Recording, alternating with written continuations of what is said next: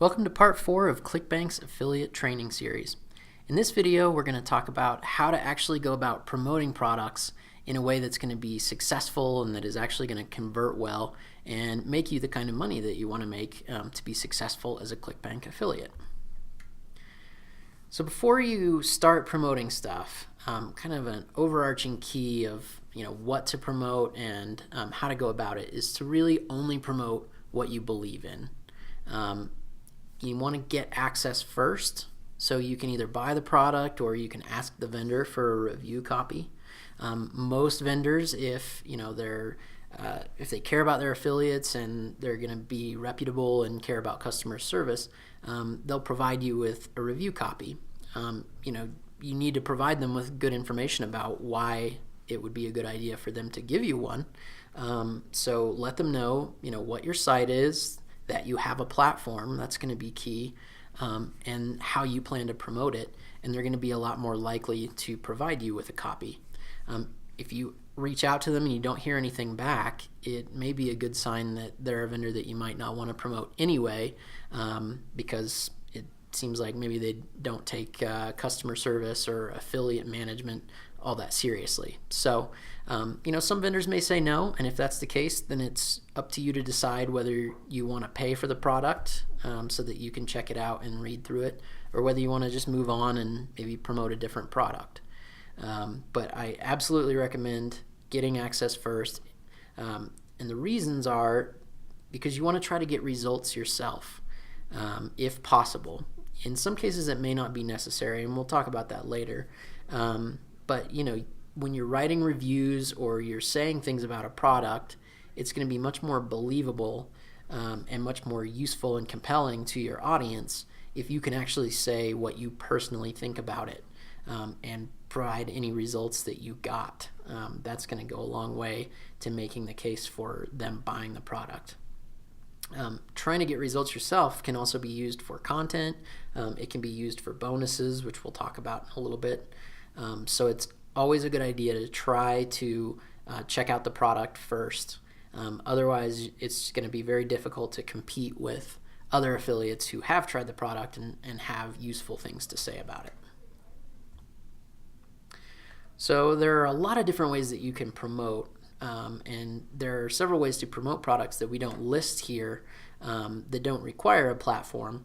But since we're talking about the sort of sustainable long-term practice of building a platform and promoting products that way, these are the options that we're going to cover. So banner ads, promotions to your list or through social media, reviews, bonuses, a recommended page, and content referrals.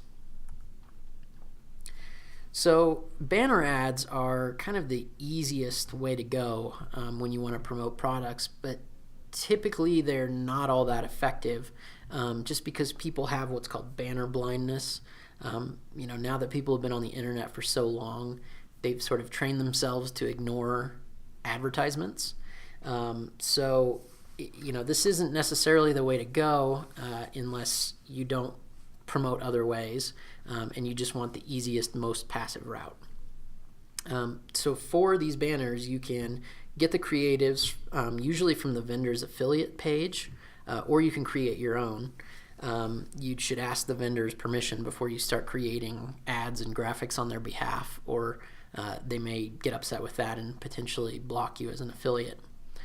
If they're okay with it and you want to do it, you could get an ad created for as little as $5 on the website Fiverr.com. That's Fiverr with 2 R's. The ads need to be relevant to the audience, but they also need to pop and stand out visually so that they don't get ignored by someone who's scrolling down your blog or not seeing that advertisement.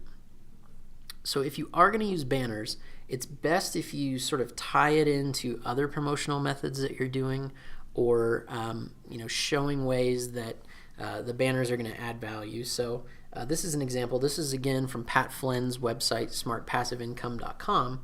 He's promoting a product, and you can see on it that he is offering a bonus if you buy through his link, which is great. He's showing that he's a featured speaker at an event.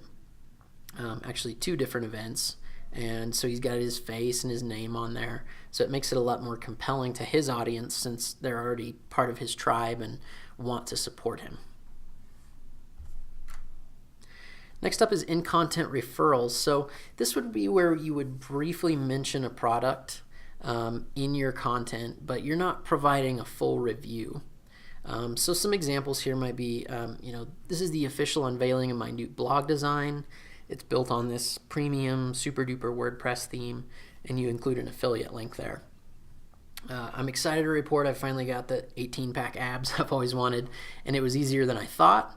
I just did a workout for 22 hours a day and piece of cake. And then finally, figuring out how to tie a certain fly for the first time can be pretty tricky.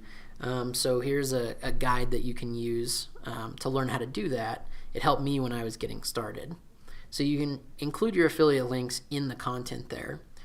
One important thing to note is that the FTC guidelines require that if you are doing affiliate promotions on your website, which obviously that's what we're talking about, you need to disclaim that.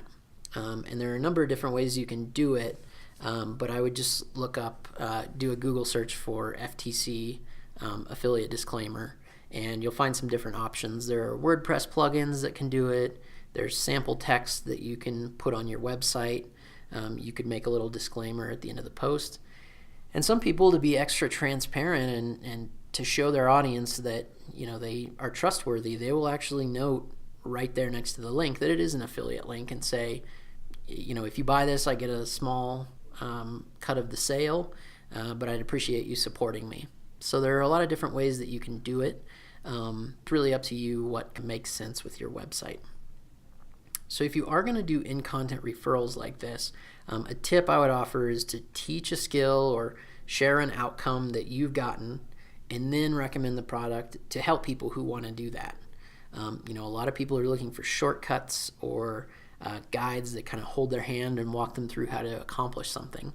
So that's a great way to tie into something that you've already been talking about. So then next up is reviews, which are a more full-length recommendation of a product where you're actually specifically calling it out and saying, I'm going to talk about this particular product and what I think about it. So the great thing about these is that they can really help pre-sell the product. If your audience trusts you and listens to what you have to say and you make a really compelling case for why you think it's a good product, in a lot of cases they won't even really need to be sold on the sales page at that point. They'll be ready to buy based on your recommendation. So if you are writing a review, you want to be honest, you want to be transparent, and very specific. Those are going to be the keys to a successful review. So you want to cover both the good and the bad about a product. If everything you say about it is good and there's nothing wrong with it, it's absolutely perfect, that's going to seem a little suspicious to people and not be as believable as if you just say, yeah, this product's great, but it only comes in videos, and so if you like to read, it's maybe not the right product for you. Or I felt like certain parts of it were a little long-winded, but overall the content was really good. Another example of that is to talk about who it's right for and who it's not. So if it's a product that's good for beginners, say that. You want to tell people who should be buying this thing. Don't make it sound like it's the right product for everyone, because if some of your audience buys it and it's a bad fit for them, then they're going to be soured on the whole thing and not trust your recommendation as much the next time around. So say, this is good for beginners, but if you're pretty advanced, then you're not going to get much out of it, or vice versa. This is really only for pretty advanced, established people, and if you're a beginner, you're probably going to get a little bit lost in this. As I mentioned earlier, share your specific results if you can. If the product's not right for you to get results out of, tie it back to your own experience. So for example, if you're already a marathon runner and you are writing a blog about how to take up distance running, you're not going to get results from a beginner-oriented product. There'd really be no point in you trying to do it since you are already an expert on it. But what you could say is, I wish I would have had this product when I was just starting out, because it teaches how to overcome these common obstacles that people run into, no pun intended, when they're starting to take up distance running. And so this guide can really help you if you're just starting out and you're looking to overcome these obstacles. It would have really helped me because I struggled with it. Another thing is that you can do reviews in multiple different formats. So you could do text, you could do video, audio, you can write reviews in emails and send them to your list. So there are a lot of different ways that you can create reviews. And then you want to combine reviews with bonuses for the maximum effect. And this is a little bit of an advanced technique, but it can work extremely well. So on the right, you'll see a review where it's a review of the product Opt-in Skin, and then the author Pat Flynn offers a bonus with it, and the bonus is that you basically get a few more designs that he had custom created by a designer to go along with it. And that's a great way to do it, which we'll talk about in just a second. Let's jump right into bonuses. The great thing about bonuses and why they work so well combining them with other promotional methods is that it adds more value to the audience and the customer, and it also helps you as the affiliate protect your commission and your sale. If someone is thinking about the product but they're not entirely sure, a good bonus can really put the value over the top for them and get them to go ahead and buy it now. Especially if there's some kind of time limitation on the bonus where you say, I'm offering a bonus for the next week, or for the first 100 people that buy the product through my link, they'll get this special bonus. So that's a great way to do it. It makes your audience love you even more. If you're giving them something above and beyond just a useful, great product that you would recommend, that makes you look like a hero, like we were talking about in the last video. It protects your commission because typically the way that bonuses work is that you can say, buy the product through my link and then forward me the receipt email that you got from it, so that you can tie it back to your reporting and affiliate tracking and make sure that the sale did actually come through your link. You can match the time on it and things like that to make sure that it was actually bought through your link.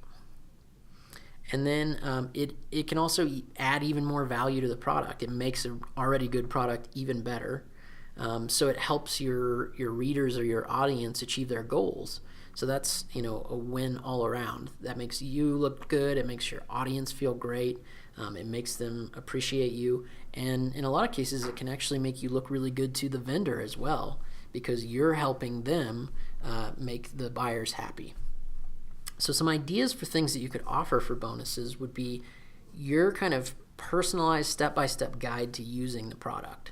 So obviously the vendor is going to have written it up the way that they see it, but it may be that you would take a slightly different approach, or the way that you would apply it to your particular audience or business is going to be a little bit different. So that's a great way that you can tie it directly to your audience and make sure it's really relevant to them.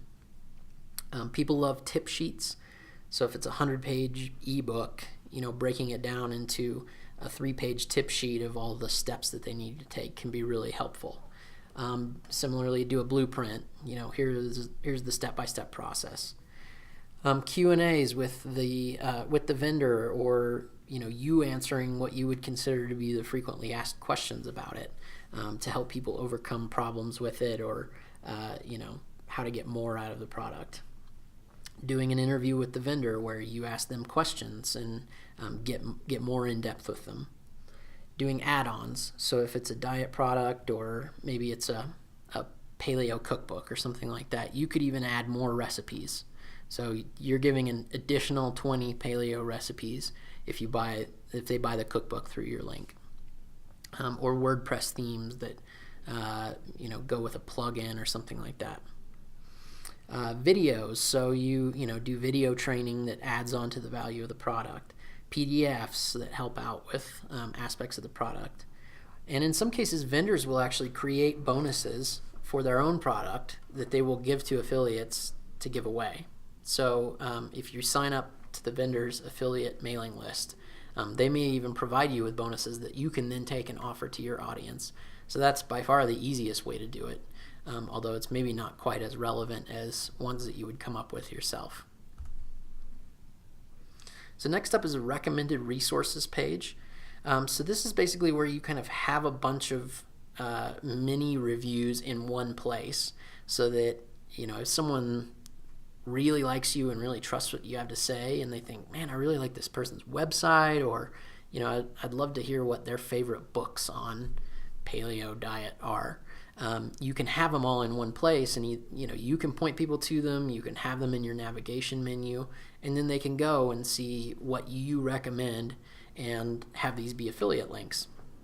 So this is an example from David Siteman Garland, who runs the very popular web show, podcast, blog called The Rise to the Top. So he's got his recommended products, and as you can see, it's very customized and personally tailored. So he talks specifically about what he likes about products. You can see in the second paragraph that it's an affiliate disclaimer, so he's letting people know right up front, if you buy through these links, I may get a credit on the sale, and I appreciate it. It helps support the show, it helps support what I'm doing, so he's right up front about it. This is another example. This is from the Nerd Fitness site that I showed you earlier, but basically he's recommending a few different resources that he likes. Chris Guillebeau's Unconventional Guides, the AWeber email service. So it's an easy way to recommend stuff that your audience might be interested in for themselves. Next up is promotions to your list. So this is still going to be the most reliable and profitable method. Email still works. It's kind of old-fashioned by now. It's not as exciting as some of the social media platforms or that kind of thing, but the deliverability on email is still extremely high. It's really likely that people are actually going to see it if they like your content and read your emails. So this is still a great way to do it. So you're going to want to use sort of sales copy or pre-sales copy similar to a pitch page. So highlight the benefits that your audience is going to get from the product rather than the features. So don't talk about it's a 100-page ebook or it teaches these 4 specific things. Talk about what benefit people are going to get out of that. Personalize your recommendation, just like on the earlier ways of promoting products. Make it clear that this is what you have to say about it, and it's not just some sample text that the vendor provided. That's going to make it a lot more compelling, and your audience is going to trust it a lot more. And if you can, include your results or results of other buyers that bought it and used it. And then you can combine this with other methods. So, you can do email reviews, or you can email, talk about a product, and mention that you're giving away a bonus. So it's great when it's combined with other methods. Plain text emails work fine for this. You don't need to be super fancy and include banner graphics or that kind of thing. Some of the most successful ads out there are just using plain text emails. So that's a great way to do it. So above all, when you're promoting products, this is kind of the last word of what you need to think about. And it's not just about promoting the products. It's about how you go about building your platform and growing your audience. Is to respect your audience. Think of them as actual people with actual needs and goals and fears and desires, and make sure that everything you do in the content that you're creating, in the way you're talking to them, in the products that you're promoting to them, really respects that and is trying to do the best that you can for your audience, because that's going to be what gets people trusting you and buying when you promote things. So always keep that in mind. So that's it for this training series. Thanks for watching, and best of luck in your affiliate business.